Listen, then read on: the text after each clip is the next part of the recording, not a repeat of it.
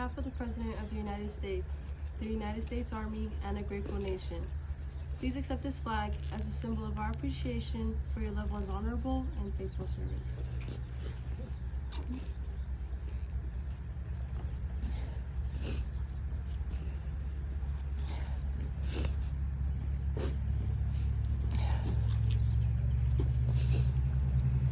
Ma'am, this little satchel contains some of the rifle cartridges and the rifle volley with which fired your loved one's service.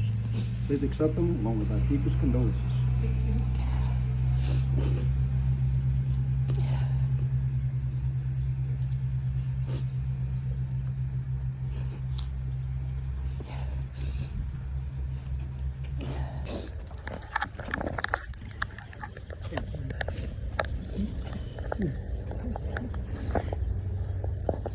We're gathered here today to honor and remember Bill, a devoted soldier, leader, and a man who answered his country's call with courage and resolve. As a non-commissioned officer in E5, Bill carried out not only the weight of responsibility, but the trust of those who served beside him. Stationed along the DMZ in Korea during the Vietnam War, he stood on the front lines of uncertainty, where vigilance was constant and duty never rested. In artillery, his role demanded precision, strength, and steady nerve, qualities Bill demonstrated every single day. But beyond the rank and the uniform was a man of character. Bill was someone others looked for guidance, for reassurance, and for a quiet strength when it mattered most.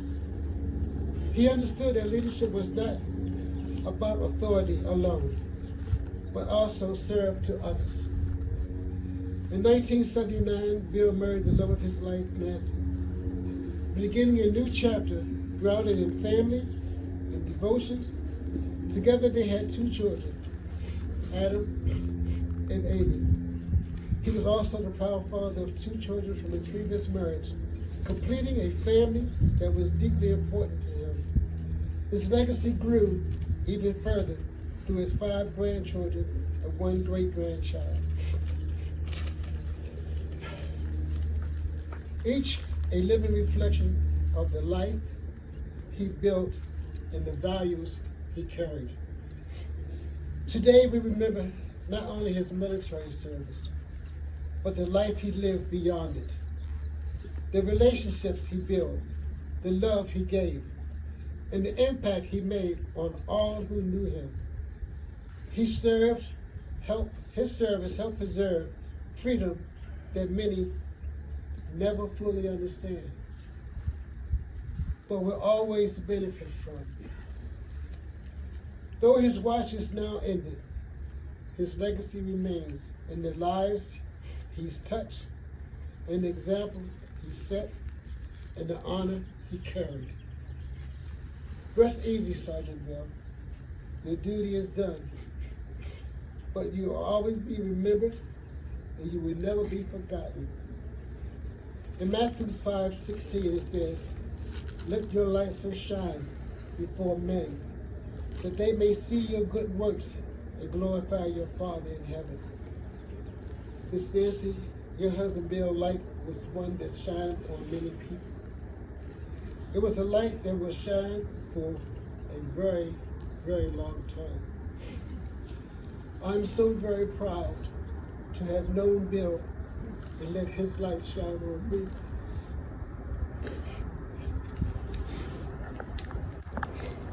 So, as we leave here today, I want you to know that your family will always be in our hearts and our prayers each and every day. And I ask our Heavenly Father to continue to strengthen you and keep you always in His grace and in His mercy. I picked this song because it meant a lot to me, but I also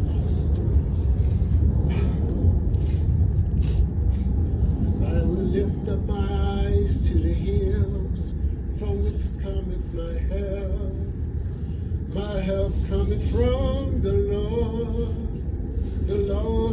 made heaven and earth. He said he will not humble thy foot to be moved. The Lord which keepeth thee, he will not stumble or sleep.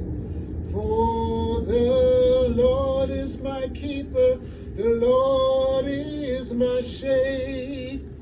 Upon thy right hand, upon thy right hand. No, the sun shall not spot me by day, nor the moon by night. For he shall preserve my soul, even forevermore. Oh, my help, my help, my help. All of my help cometh from the Lord. My help, my help, my help.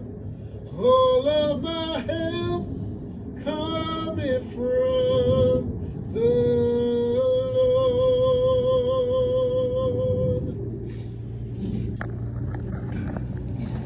Family, each day is a day to remember. The Bible will tell us to live for the day, for tomorrow's promised to no one. We never know when he will call our name. But the Bible also says, be ye also ready. I'm proud and honored to be standing before you today, not just as a minister, but as Bill's friend. He helped me when I needed help the most. When I lost, he was there, and he comforted me. The words of wisdom that he gave me, I carry with me now. And I carry those words when I am called. When someone asks for my help, I use his words because it's so filled so much. And I just want to give my personal condolences to you and let you know whenever I am needed, I'm just a phone call away. Thank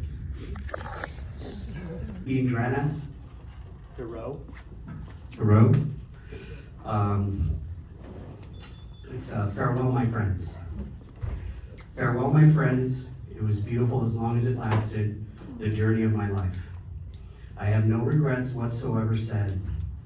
The pain I leave behind, those dear hearts who love and care, and the strings pulling at the hearts and soul. The strong arms that held me up when my own strength let me down. At the turning of my life, I came across good friends, friends who stood by me even when time raced me by. Farewell, my friends. My farewell, my friends. I smile, bid you goodbye. No shed, no tears, for I need them not. All I need is your smile. If you feel sad, don't think of me, for that's what I like. When you live in the hearts of those you love, remember then you never die. The Lou family for giving me this opportunity to speak with everybody today. I see so many familiar faces, and meeting a bunch of new faces today is great. It just truly amazes me how one man can touch so many people's lives. It's very beautiful. Seeing all these memories of Bill and the videos, everything, it's an incredible thing to see so many people in his lives and all of his great activities he does. It paints an incredible picture, one that not even Bob Ross can create.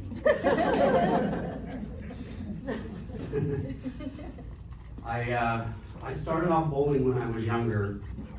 I took a lot of years off, and I decided to come back into bowling a number of years later. There's no coincidences in my eyes. I had the privilege of joining the league and being put with Amy, which was amazing. And if you meet Amy, you're gonna meet Adam soon. It's kind of how it goes. And through the years, we built great relationships, the bonds that grew, and next thing you know, I had a new title and a new hyphen in my last name. So if you don't know, it's Brother Steve, and Warren Lou is my last name. So.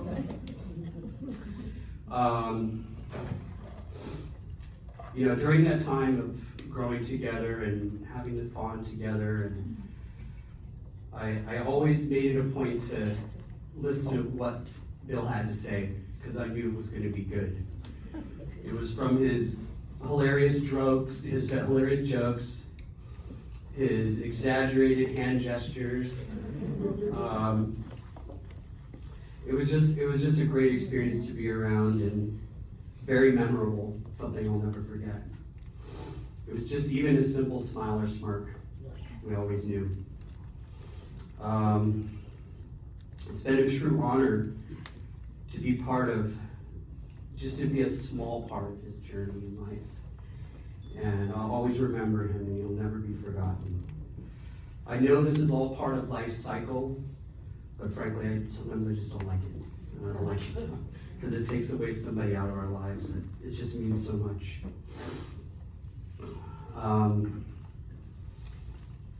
I don't have much to say other than I'm very thankful to have this family in my life, and I look forward to many more years together and cherish that time. Thank you, everybody. Come out of the dance with 3 dudes, Mark. What the hell?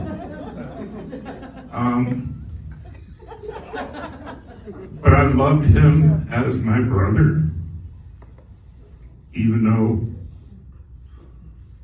he was my brother-in-law, but he was my beautiful sister's husband for a long time. True respect for the man. We would try to get together on Super Bowl Sunday as much as possible. A couple times we'd look at each other and go, in the first quarter, well, the game's over, we might as well start eating dinner. And Bill just said it the way it was. That's just the way it is. When he got his first boat, I went with him the first time he took it out, and I caught the first fish. Now, I don't know how many of you people know this, but Bill was an avid fisherman. These are not fish stories. The best days of fishing I ever had were with Bill. We had some days where it was undescribable how many fish we caught, but don't tell anybody. Always throw them back. When he got his new champion, he called me up and he said, I want you to go with me on his maiden voyage. I said, okay.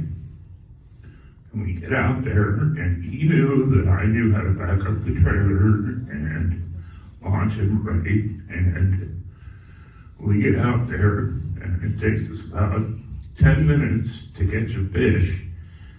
And he looks at me, and he got the first fish, and he goes, well, we don't have to hear that crap for the next 10 years. That sounds attractive. Those of you who don't know me, I drive over the road as a professional driver, okay? Since my sister called me and told me he was gone, I've had a lot of time to think about it, being in the truck by myself. I miss him. I'll always miss him. He was a true friend, a good confidant. And I could call him up in the middle of the day and say, God, did you see what she was wearing on The Price is Right? And you go, oh yeah, I wondered if you'd seen that. As far as bowling goes, Bill tried to teach me how to bowl. Didn't happen. Pretty bad. I'm not a bowler, never have been. A few times I joined a league, and I never let him forget this. This is when Adam was a baby, and I was in the Chinese bowling league because they needed somebody. The Lou's, Ken, Nancy, Bill, and Tom, their dad, and my team put a whooping on him, and I reminded him of that for years, and he finally said, okay, you put a whooping on our ass and we put it enough. Just like he would say. Thank you all. Appreciate everyone coming out today. Thank you all for being such good friends of the family, and we appreciate you all coming. Thank you. You know me in this room, you know me by Andy. Nobody's called me that since I was 15 years old. That was like 10 years ago.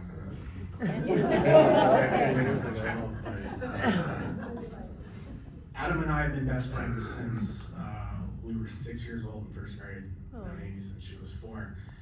And when you and your best friend are bad and get into trouble and do things to entertain yourselves in the 80s and 90s, you know, you get to know the parents of your best friend pretty well. So you know, a lot of people in here have known Bill his entire life, family, of course. A lot of people in here have known Bill as an adult. I have a unique and just a really, really awesome perspective of knowing Bill as a child and an adult, but a lot of my childhood memories and a lot of what has shaped me as a person was influenced absolutely by the entire Lou family, but with Bill. Some of my, honestly, earliest memories, you know, again, when you grow up in the 80s and 90s, although in California today it might be very offensive to say that you liked watching movies where people were jump kicking each other and like Bloodsport was your favorite movie and stuff like that. That's what it was. And we didn't really have a lot of adults to go to be like, yeah, this is how you knock a guy out. But Bill knew. And yeah, we'd be watching something like, no. He's like, no. He goes, when you throw a punch, rotate your hips, you know? And I mean, that's some of the earliest memories of what I have with Adam, of like learning how to be a man in that aspect. That's what we wanted to learn, that's what we wanted to know. And Bill was like this fighter that we looked up to. And it was a very, very special and influential thing to me. I made some notes. I'm not texting on social media. But yeah, that culprit right there used to always get me in trouble. I was always innocent and always contested. I never wanted to do anything wrong. Never Amy. No, it was Adam. But you know, being the good friend that I was, I went along to make sure he was safe. Saying I don't know, you know, saying that Adam and Amy are like family is sort of disingenuous because I feel closer to Adam and Amy than I do most members of my own family. And you know, having that perspective of growing up with Bill, really reflecting on Adam and Amy and what I got to see and what a great father he was to them was something certainly to be said. And he absolutely, you could see how much he loved his children and how much, how proud he was of them. And what's even sort of harder, again, you have to understand my perspective, right? I'm not family, I haven't known Bill for 40 or 50 years. You know, to me, it's almost like it's hard to imagine that he's gone because I see Bill and Adam and Amy so much. So it's it's very, very difficult for me to almost look at it like something that is not here anymore, because I see it when I speak to your expressions. You're tough, you're hard-headed, you're tough, Just like his dad. and you are fierce. You are truly fierce. And it's something that was instilled in you, and couldn't have been instilled in you by anyone else other than your father. And I have these memories of just driving him crazy when we were kids, playing hockey in the backyard and breaking his windows, and and us being basically excommunicated to play in the middle of the street instead, because But the one thing I always remember, and Adam was actually to save my own life, he was a good guardian. Don't touch his boat or his car. Don't touch that boat. And I swear, you have to understand how far back this was. We're talking 30 plus years. I remember that fishing boat like I'm looking at it right now. And I also am scared. The memory scares me to touch that boat. But he was an amazing person. Like I said, like when we were children, we looked at him as a fighter, in the sense of, this is, he knows how to fight. He knows he's a tough guy. And from a child's perspective, that's somebody that, we looked up to. I looked up to. Growing up, getting a little bit older, he became a different type of fighter to my perspective. One that as I grew up, as I got older, I respected absolutely just as much, possibly more. When Bill was diagnosed, I wanted to see him, and flew to California. I saw him. I had trouble believing my eyes, because he looked in better health than I've ever been. So I checked up 6 months later, expecting, my own father died of cancer, so I understand what it does to a man. Expecting to hear the worst. And I'm hearing he's bowling 300s and embarrassing people. I go see him, he looks better than anybody else I know, and I just figured he was gonna outlive me and everybody else that I knew. I will truly miss him. He was a great man. He's very, very much reflected in you. And I love both of you very, very much. And I thank you for giving me the opportunity to speak about how I feel about your father. And may he rest in peace. He was a great man. No. And when he first got on the beat, he used to drive up and down, what is that street, Bourbon Street, with the Bad Boy song playing. Ninth Ward is the Ninth Ward. In the Ninth Ward, with it on the loudspeaker. No, you didn't. So, and that's what I thought you were referring to. Did you tell him the story? Okay, well that's the story. I wrote my speech, so I have to read it, okay. But randomly, over the past few years, in my car or taking a shower, I kept coming up with different ways to open the speech, knowing that this day was coming. I had so many clever intros and stories in my head that would express how cool my dad was. Then all of a sudden, the time came, and in the words of my brother, I got nothing. So I'm going to assume you all knew how amazing my dad was, and that's why you showed up. I had a really special relationship with my dad. I've always been daddy's little girl. But the high level of respect and appreciation for him didn't come until I was an adult. My dad was truly a unique individual. He was disciplined, dedicated, and had high expectations of himself and everyone around him. He was always prepared, never late, and calm under pressure. I think these traits came from the time he was in the military. While we were growing up, he never spoke about being in the Army, but he was very militant in the way he raised us. If we left our chair out, we had to do reps. standing at the table, pushing the chair in and out.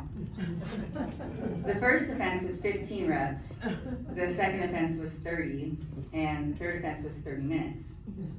I will never forget sitting with my mom laughing at my brother while he pushed his chair in and out for a full half an hour. At the time, I didn't understand it, but ever since then, Adam and I always push our chairs in. We always turn the lights out when leaving a room. We always lock the front door. My dad was like our drill sergeant. And we knew better than to talk back to him, and he showed very little emotion or praise. He missed a fair share of our baseball games and competitions, and when my mom would come home and tell him, Adam hit a home run, or Amy got straight A's, his response was always something like, of course, because that's my son, or I expect nothing less. My dad wanted us to be the best. He wanted us to win. It didn't upset him if there was someone better as long as we gave it everything we had. But he would say, how do you know we couldn't be better if we didn't try? You have to try. I remember the first time my dad told Adam and I that he loved us. I was 30 years old. Adam was 32. We were all standing on the porch smoking. He looked over at us and said, you know, then paused to hit a cigarette, as he usually did when he wanted to command someone's attention. He continued, there was no handbook teaching me how to raise you kids. I did the best I could with what I knew, and I know I was hard on you guys, but look at how you two turned out. You're smart, you own homes and businesses, you got your shit together. I love you kids, you've grown up, my job is done. Stunned, Adam and I looked over at each other, both with tears in our eyes. Somehow that one time he said it was more meaningful than if he had said it a million times while we were growing up. Although things had been slowly changing over the years prior, that was a pivotal moment. I guess my dad was serious when he said his job was done. He started to relax. Instead of focusing on making sure we grew up right, he started building a real relationships with us. For 11 of his last 12 years alive, my dad drove 75 miles each way to bowl league with Adam and I. Our lives basically revolved around first Thursday and then Wednesday leagues. Everything was planned around bowling with Dad. And without fail, he came every week, bowling through his hip and knee pain for years. The only times he would miss is when he had his surgeries, and he would come back the following week. His dedication set the tone for the team for sure. I'd feel super guilty when I'd have to travel for work and miss the week or two of bowling. There was no such thing as missing bowling for being sick, especially since he was hurting every week and he was still there to bowl. It made other reasons minuscule. Our dad always showed up for us, and that made up for any baseball game or performance or tournament that he ever missed when we were kids. And what do you know? All of a sudden, my dad had a sense of humor. Actually, my dad was hysterical. He was so animated when telling his stories, and the phrases he used and his choice of words had me constantly cracking up. He would call me every Thursday morning after leaving, talking about how we snapped the other team off last night, or how their anchor was puckered up in the 10th frame, saying, "Oh, you know he was feeling it."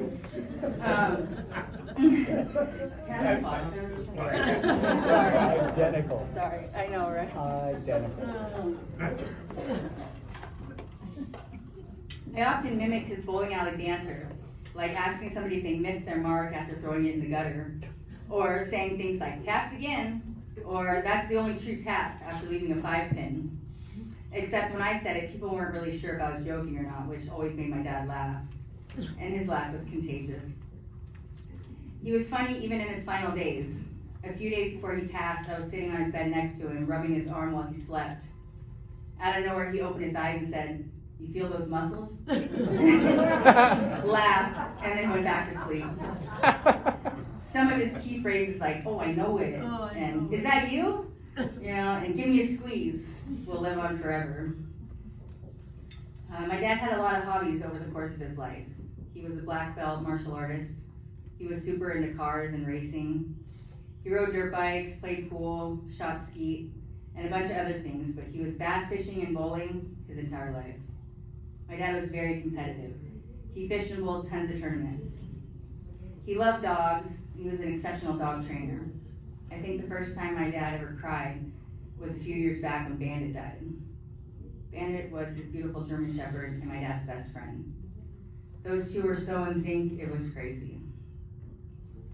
Last summer, when my dad quit bowling because he physically couldn't do it anymore, I freaked out.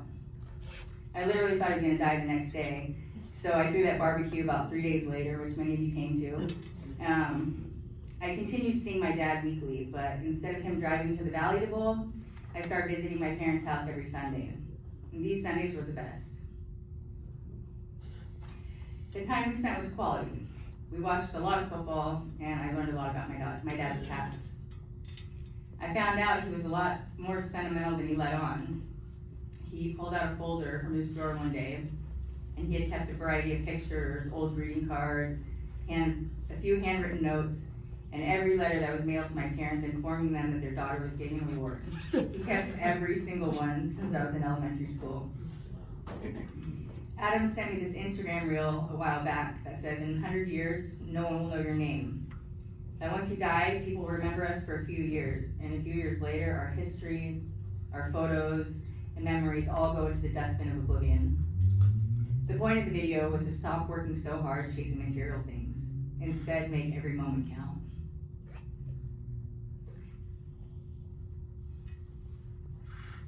I knew my days were numbered with my dad, so I wanted to spend as much time with him as possible.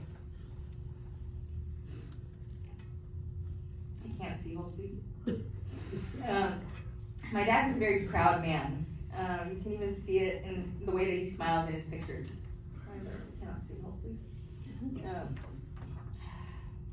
He was proud of his cars, his dogs, the fish he caught, of his family, of his 300 games, etc. He even told Javante that he's going out knowing that he created a couple of winners. During his final months, he was even too proud to allow my mom to help him do things. He got so weak and tired in the end, but somehow he always found the energy to argue with Michael Ken about bowling and bash Trump. I'll never forget the day when he got put on hospice. He took some pain pills before he went to the VA, and he was so confused in the moment, he couldn't tell the doctor's diagnosis, or what his diagnosis was, or what year we were in. But when I asked, "Hey Dad, who is the president?" he looked up and said, "Do I have to say Trump?" Hilarious. He even slept in his Levi's the last week he was alive because he was too proud to biff it in his pajama pants. I went to stay with my parents for the last 3 weeks of my dad's life, and on the first night he called me into his room, and he said he wanted to tell me something while he was still able to.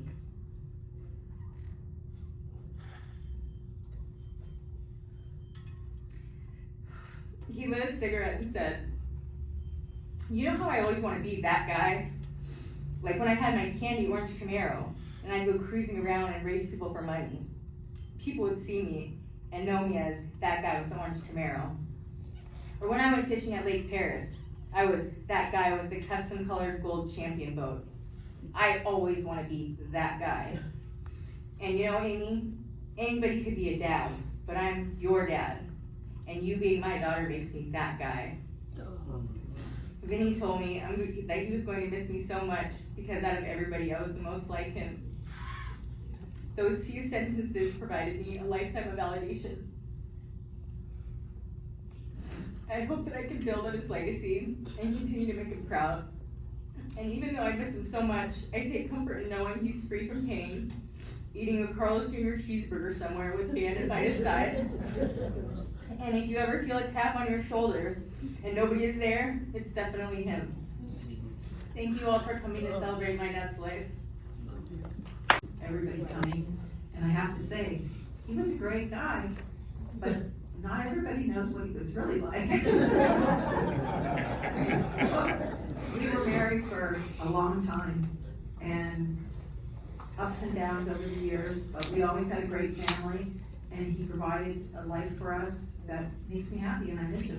You know, at home now, I come in, wait just to look at, he's not in this recliner anymore. So it makes it hard, but I'm learning to adjust my life to, life has to go on, and I have great kids that are there for me, and a great family that helps me, and I have a lot of great friends, and you guys are in this room, and I really, really appreciate it. So thank you for coming, everybody, and that's all I can say at this point. We love you all. We love you too. A lot of those words has already been said already. But if I was gonna say more, I would just say, each day that the Lord allow you to see, when you wake up, the first thing you should say is thank you. Because somebody didn't wake up this morning, but you was one of the fortunate ones who did. So you should say, thank you, Lord, for allowing me to see another day. Thank you, Lord, for allowing me to know an outstanding individual like Mr. Bill. Thank you, Lord, for all the things that he's done for me. Thank you, Lord, for all the inspiration that he gave me. Thank you, Lord, for all the advice that he gave me. Thank you, Lord, for all the understanding that he gave me. But mostly, thank you, Lord, for the example that he set for me. When you think about all these things that Mr. Bill had done for each and everyone here, that's a testimony. Because when your friends that you see have bad days or bad times, you have a testimony that you can give them. Why? Because when you was having a bad day, when you was having a bad time, Bill gave you information, showed you how and what to do. When my brother got almost beat to death, and I told Mr. Bill, and I said, I should have been there. I should have been there. He said, and did what? What would you have done? You might have been a statistic like your brother. Okay? Only thing you can do is be there for him. Call him every day. Let him hear your voice. Even if you can't talk back, talk to him every day. And I told my brother when he was able to hear and able to speak again, what Mr. Bill had said. He said, thank Mr. Bill for me. Okay? Thank him for his prayers. Okay? Thank him for what he told you to say to me. So I'm gonna end with this. Each day that the Lord allowed you to see, when you see someone, greet them with a smile. Because sometimes that's all that person needs, is a smile. Okay? Hey, good morning, how you doing, man? How you doing? Greet them with a smile. Even if they just don't ignore it, you did your job. You did your job. Okay? Why? Because that's what Mr. Bill did. Every time you saw Bill, he had a smile. Okay? No matter what he was going through, okay? Like Amy said, when he was going, not feeling well, if you didn't know nothing, you never would have known that because he wouldn't have said nothing. Okay? But he showed up. Oh, And he did his part. And he still threw strikes.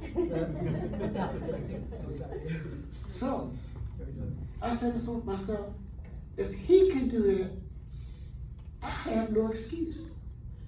I have no excuse. The things that you learn, this says the help from the wise should be sufficient. And Mr. Bill was very wise. So the things that he told me, explained to me, at the time it's been explained, you don't really fully understand. It's like when you're growing up and your parents tell you don't do this or don't do that. When you're a child, you don't really understand, well, why can't I do this? Why can't I do that? But as you grow and get older, you understand the reason why they said this. Or why they told you, you shouldn't be doing this. Or why they told you, this is wrong. Or why they told you, always be kind to someone. Even if you don't know a person, show kindness. What's that saying? Be nice to the people you know you're going their way up. Or it's the same way you know your way down. Because you never know. You never know. When you leave here today, or walk out to your cars or wherever you're going, and you meet someone, greet them with a smile. Greet them with a smile. Because Bill is smiling down on us. He's watching us. Uh-huh. Uh-huh. And like she said, we feel that tap. Uh-huh. Don't be jumping out your skin. Don't swing it. No, you know. But you know it's Bill. You know it's Bill. Okay. mean, it's all I got. Thank you. So, once again, we just like to thank you all for coming in and showing your respects to the Bandit and to Bill. With Bill, I can't get over Amy's last speech on Bill. She's so right on a lot of it. I was really reflecting again, and it's no coincidence to me that one part of my life came back again to end up being a part of this family now. And a lot of us here share that same bond, and that's bowling. Because you all know Bill loved bowling. And bowling was a family thing.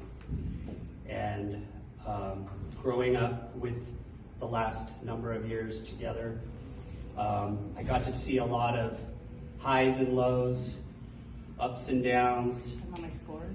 A lot more downs with sometimes Amy on her scores.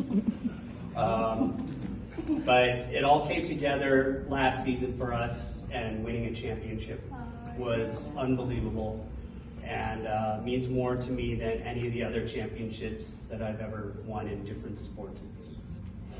But as you know, Bill loved to tell a story, and whether it was bowling or his own life experiences, funny jokes, I mean, there's just so many things, including all these little hand gestures that we would all do together. Yeah, Amy's one that he did.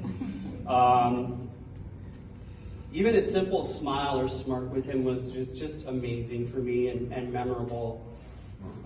Even if he told a story, I always wanted to hear it again. It's just one of those things I could just constantly hear over and over again and just start laughing.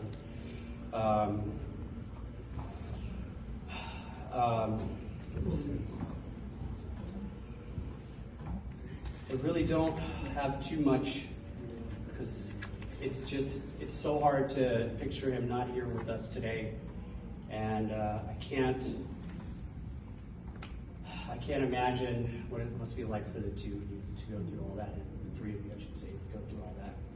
And I have my own experiences, but this is truly a tough loss, and I wish rest in peace, Bill, and thanks again for letting me speak. That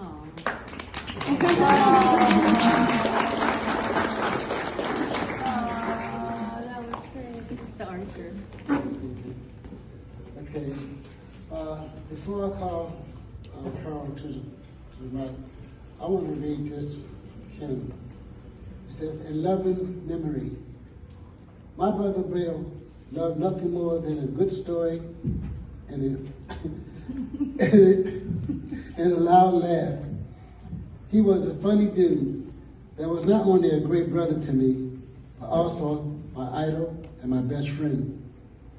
He had a lot of fun hobbies and was good at everything he did. What was better was that he always included me to join him. Most of the time, that is. We had so many cool adventures together, fond memories that we'll cherish forever. His spirit was strong and his heart was kind. I know that he will always be watching over me until we meet again. In loving memory of a man who brought so much light into my life. My God, rest in peace, your brother Ken." I think that was so nice, man. What? Tears to me. And I read this, and I mean, I'll miss that before I go on again. So, we're going to have now remembering a Bill, Mr. Howard Johnson first. Oh, not the hotel guy. Harold. Mr. Harold Johnson.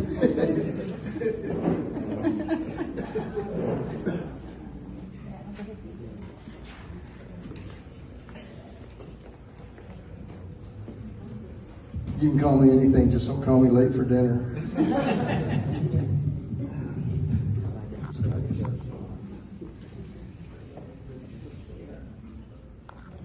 Once again, I'm Harold Johnson. I met Bill Kenny and Uncle Art while cutting meat for Market Basket in Compton.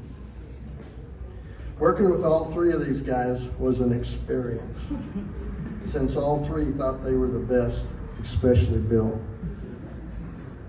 They talked about how much they accomplished on a given night, and if you didn't measure up, you heard about it jokingly, loud and clear, over and over and over and over.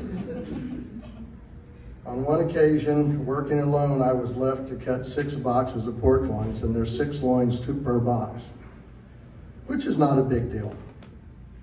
But you gotta cut it for the various cuts for the next day. Well, on this particular night, I had an overwhelming amount of customers. You gotta keep the case filled for the customers. You gotta clean up afterwards for the next day. And I only got 4 boxes done. Well, each time Billy told this story, I had accomplished less and less and less and less. After 35, 40 years, I was down to cutting only 2 loins in half. And he would be laughing the whole time he'd say to tell this story, like you was told before. He still loves to tell these stories. And Kenny would back him up. That's what kind of bug he is. Billy was a tough guy, but he was also caring in his own way. When I was in the hospital from an industrial accident, waking up and seeing him staring at me with that little smile of his was the last thing I expected to see. But it made me feel real good that he took the time and he cared enough to come and see me while I was in that condition. When his brother Freddie died, he called me. We had a talk. When Kenny was in the hospital, Billy called me. We had a good talk. Now, I don't want you to get me wrong. We weren't on the floor crying in our beer because Billy was Bill. But you could feel the deep concern in his voice when he was talking about his brother and his brothers, period. I don't know if you guys knew Freddie or not, but you didn't know Freddie. But that was when they had a liquor store. I have to thank Billy for a couple of things, which led me to he introduced me to Richard Thorwaldson, which led me to working on motorcycles, and it took a totally different lifestyle for me. That led to me and Billy and Kenny riding bikes, dirt bikes in the desert. And of course, we were so competitive, we were always riding over our head. One time I had to load equipment and bikes and help both Billy and Kenny get home after major get-offs. And you would think that would slow us down, but that never happened. Another thing I got from Bill was a term that I use quite often, and that's they call it fishing, they don't call it catching. I'm sure a lot of you have heard that before. I have to use it quite a bit when I go fishing. I feel Billy and I were born in a different era than today's world. From baby boomers to Vietnam, hippies, Billy was a product of that generation and a testament to the way that he lived. Bill, I will remember you always. Rest in peace. Okay.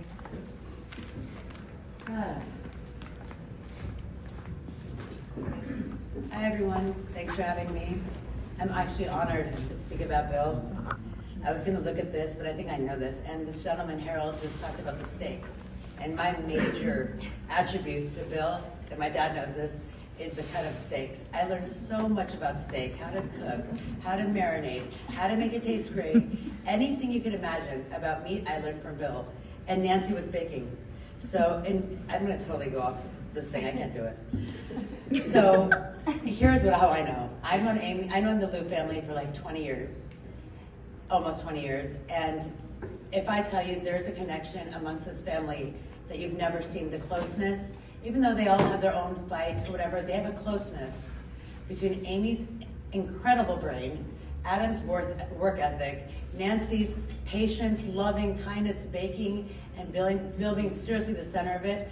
I couldn't have asked for a more open family for me to be around. They're so kind. Every time I was with them, there was a feeling of, I don't know how to say, like there was no boundaries. Boundaries with respect, but there was so much of a love that you guys all gave each other that I really, really admire.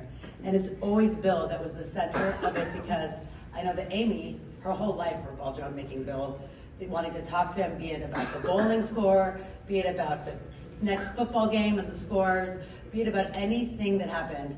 Amy would call Bill, and then Nancy would get in, and it was just always the dynamic that I've always wanted. Sorry, guys. Sorry, Mom and Dad. But I could say this though, on the one of these things that's the craziest situation is my wedding. So Nancy planned my whole entire wedding. And you guys all know, I don't know the men here, it's very tough to have a father or a man come anywhere. You know, they never want to come. They'll make an excuse, I got sick, or anything happened. My dad always does. But Bill came to my wedding with that smile that he always had, and I know you guys know that smile. I mean, it's in every single picture. He makes you feel so at ease, and he was such a kind gentleman. There's not enough words I can actually say to say how much I enjoyed Bill's company. But in my last experience with Bill, I went to their house on, I think it was like a month before Bill passed, and we sat down, and although Adam wasn't there, he was there in spirit because of his cap steak. We'll get to that later. But oh my God, the cap steak is so good. I don't know if you guys know about cap steak, but cap steak is the go-to of life. I think they sell it at Costco, right? It's the best thing I've ever had in my life. But with Nancy's marinade and Bill's touch, best steak I've had by far in my life. But in that day, we sat there, and I sat there for hours. And for me to sit still for hours is like huge, okay? It's huge, but I could have sat there for days. And I sat with Bill, we watched this series, we binge watched 9 episodes, right? Of this barbecue show, okay? This barbecue show with all these different characters, and Bill from the jump, he knew exactly who was gonna win, he knew exactly what meat they were cutting, he knew exactly what marinade to use. He just sat there, and he was so, and although he was so sick, you couldn't even tell.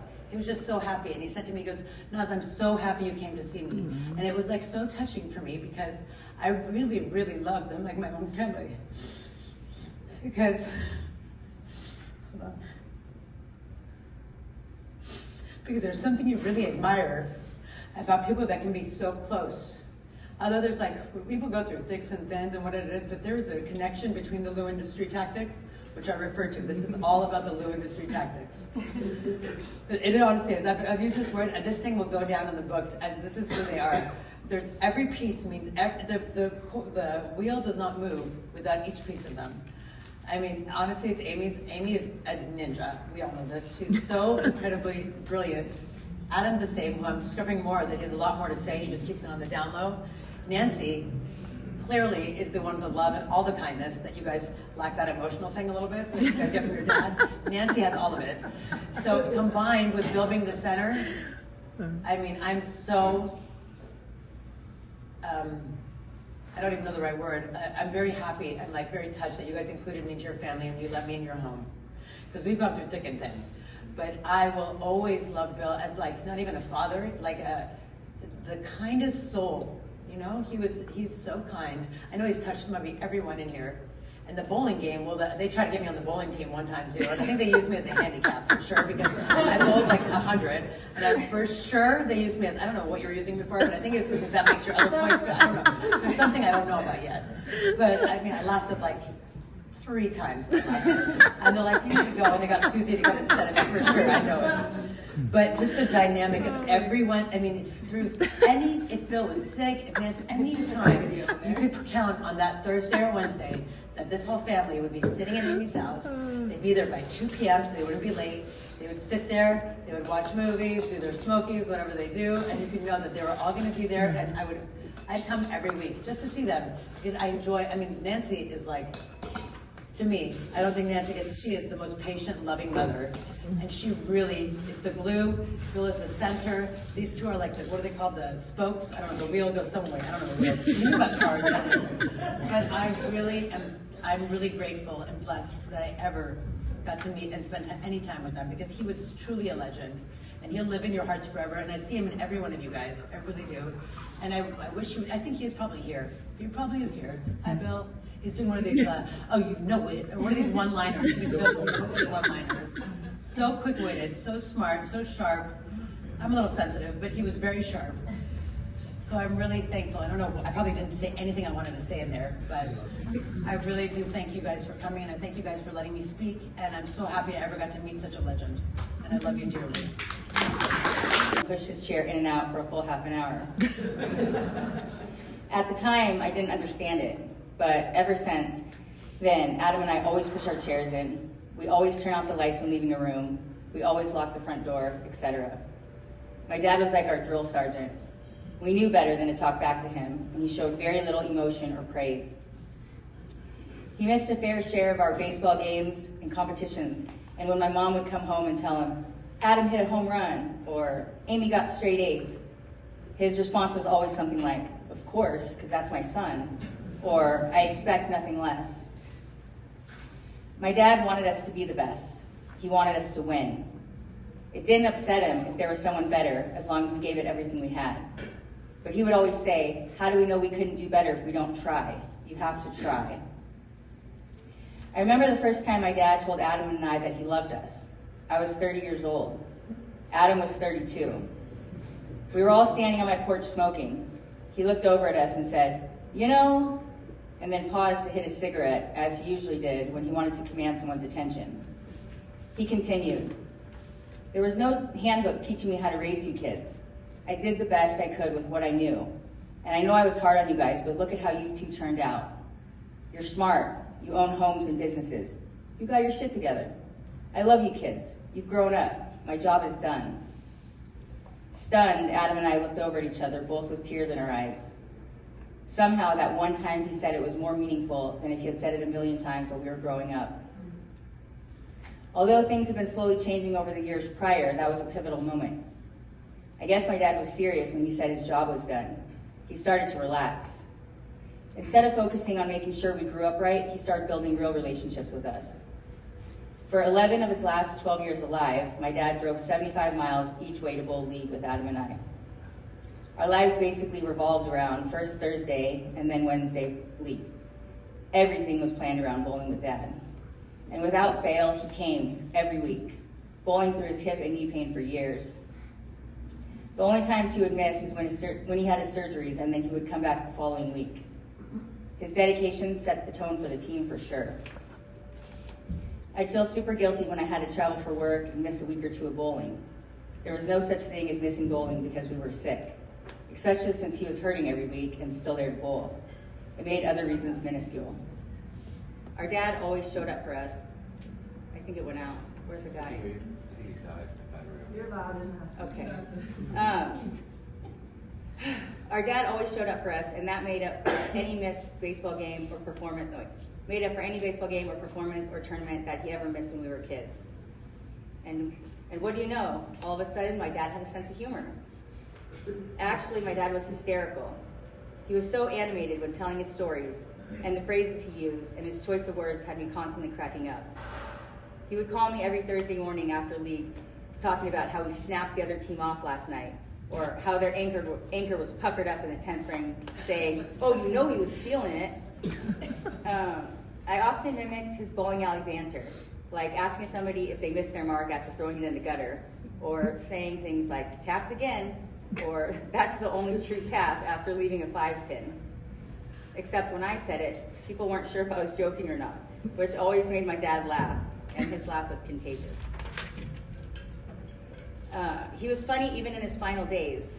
A few days before he passed, I was sitting on the bed next to him, rubbing his arm while he slept. Out of nowhere, he opened his eyes and said, you feel those muscles? Laughed, and then went back to sleep. Some of his key phrases like, oh, I know it. Is that you? And give me a squeeze. We'll live on forever. This guy. Do you have like a slug or something?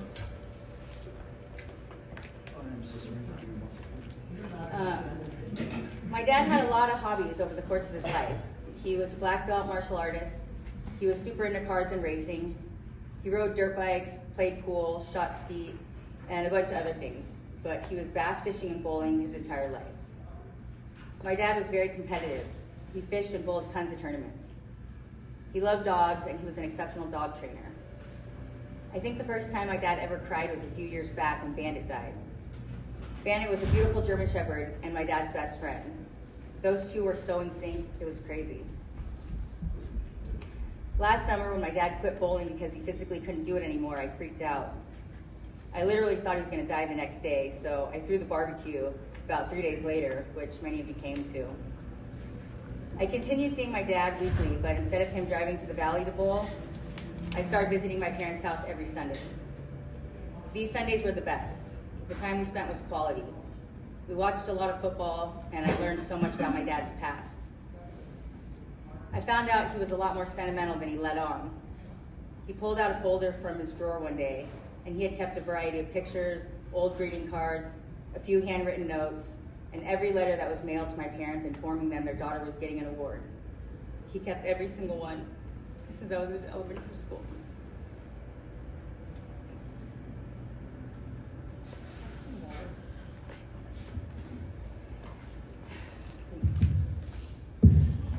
Thank you. Sorry about that. Thanks.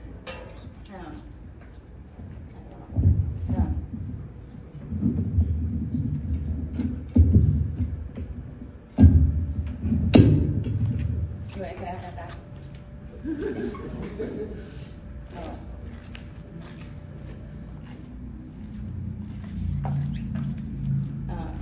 Adam sent me this Instagram reel a while back, that basically says, in 100 years, no one will know your name.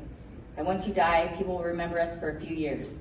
And a few years later, our history, our photos, and memories go into the dustbin of oblivion. The point of the video was to stop working so hard chasing material things. Instead, make every moment count. I knew my days were remembered with my dad, so I wanted to spend as much time with him as possible. My dad was a very proud man. You can even see it in the way he smiles in his pictures. He was proud of his cars, his dogs, the fish he caught, of his family, of his 300 games, etc.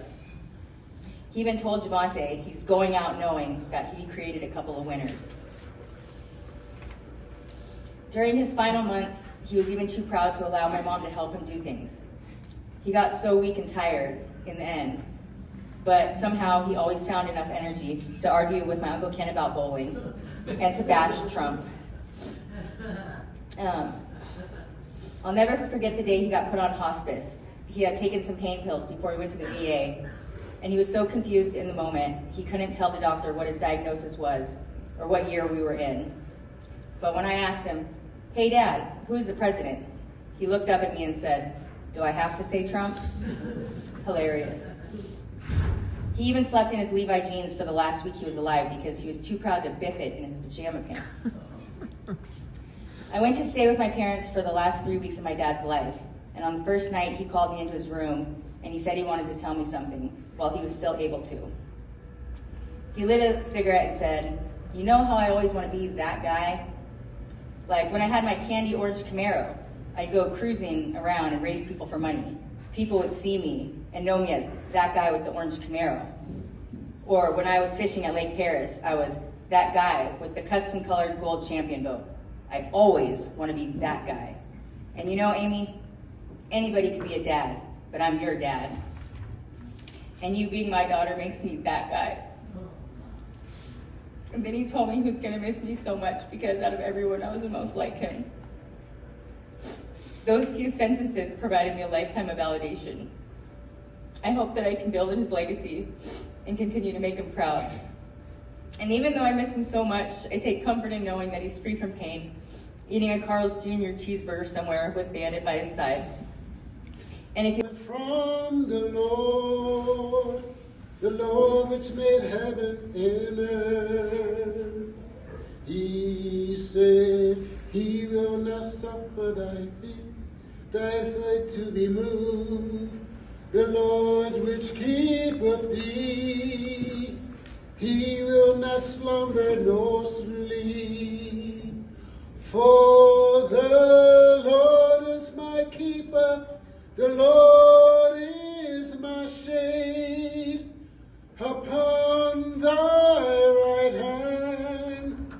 upon thy right hand. No, the sun shall not spike me by day, nor the moon by night. For he shall preserve my soul, even forevermore. Oh, my help, my help, my help, all of my help coming from the Lord. My help, my help, my help, all of my help coming from the Lord.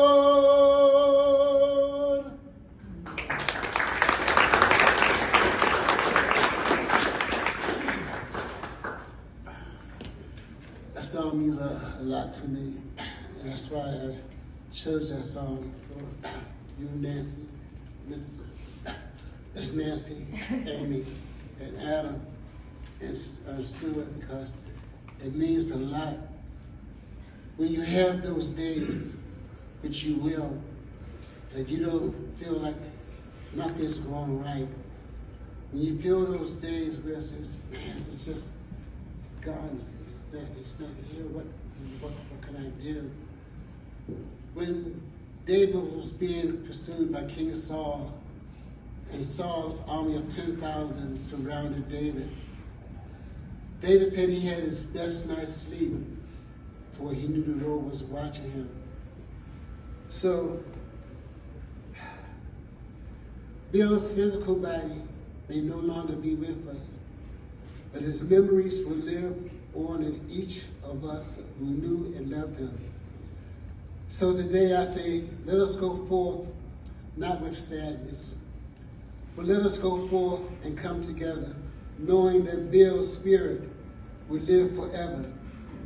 Let us go forth with the peace of knowing that love transcends from time and death. The beginning verse in John 14:1 says, let not your heart be troubled. Ye believe in God, believe also in me. It says, in my Father's house are many mansions. If it was not so, I would have told you. He says, I go to prepare a place for you. And if I go and prepare a place for you, I will come again and receive you unto myself, that where I am, there you may be also. So let us go forth knowing that Bill is now in his mansion that was ready, or that was already prepared for him by our Lord and Savior Jesus Christ. Let us go forth knowing that one day we too will be in our mansion, rejoicing with Bill each and every day. In that place where there's no more sickness, no more crying, no more sadness, no more death, only peace and love and happiness. And that we know, in that place we know, is heaven.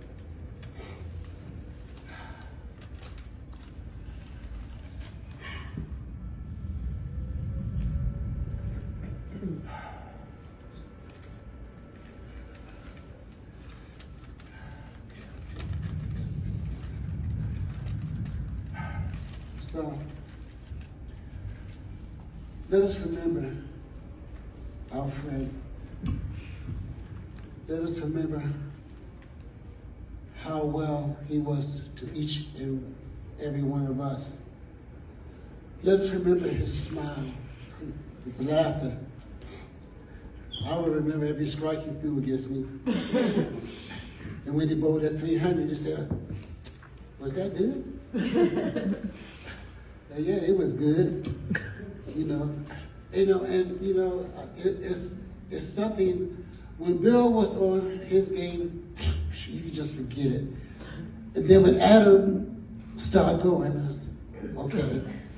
And then when Amy started going, I said, it's a family affair. So that, they was on you. I said, but all you could do was smile, and that's what I'm going to remember. And each and every one of you here today is either friend or family. So don't wait till another occasion like this arrives before you speak to one another. Pick up the phone. Call. You have the phone numbers. When you walk out that door, don't let it be the last time. Call and say, yo, Miss Nancy, how you doing today? Adam, what's up? What's up, everybody? How are you doing today? Amy, how you doing today? How was your day? That way, you will still have that love every single day. I tell my daughter every day that I love her. Every single day. I tell my hard-headed son the same thing. Why? Because the word said, live for today, for tomorrow is promised to no man. You never know what's in store for you. So grab hold to everyone that you love now. Tell them each and every day how you feel. And let them know, hey, I love you. I love them. I love you. Thank you. We are very pleased that you're here to share this day with us, to remember Bill. He was a big part of all of our lives, and we love you, and we really are happy that you're here with us. And Amy says, please eat dessert, because we don't want to take it home. Please.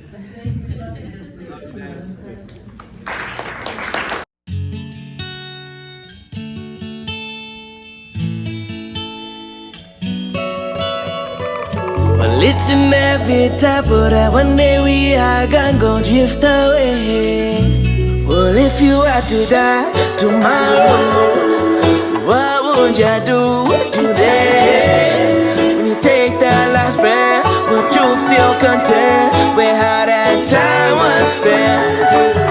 Well, first things first, I know I'm far from perfect. I lick my wounds and chalk it up to learning. But as life goes on and that time keeps burning, find myself yearning for something more.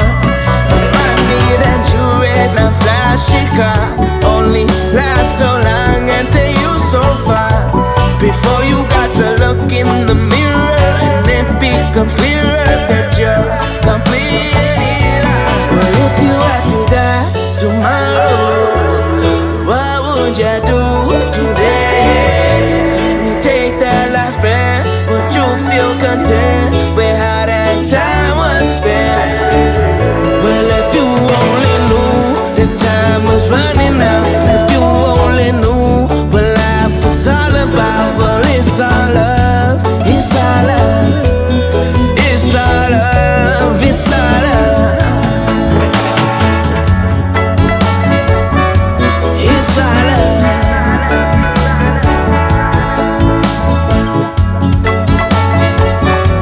It's all love.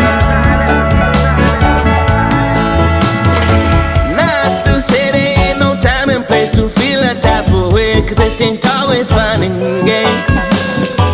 But when you look at the big picture, did you paint with the intent that life's a canvas, your artist? Or were you just getting by? Were you just getting on? Were you too scared to try? Was your life just a lie? Did you stick to your roots? Continue to grow and find who you are deep down in your soul. Well, if you had to die tomorrow, what would you do today? When you take that last breath, would you feel content with how that time was spent? Well, if you had to die tomorrow, what would you do today? When you take that last breath, would you feel content with how that time was spent? Well, if you only knew the time was running out, and if you only knew what life is all about, well, it's all love, it's all love, it's all love, it's all love. It's our love, it's our love. It's our love, it's our love. All right. Should we play it back?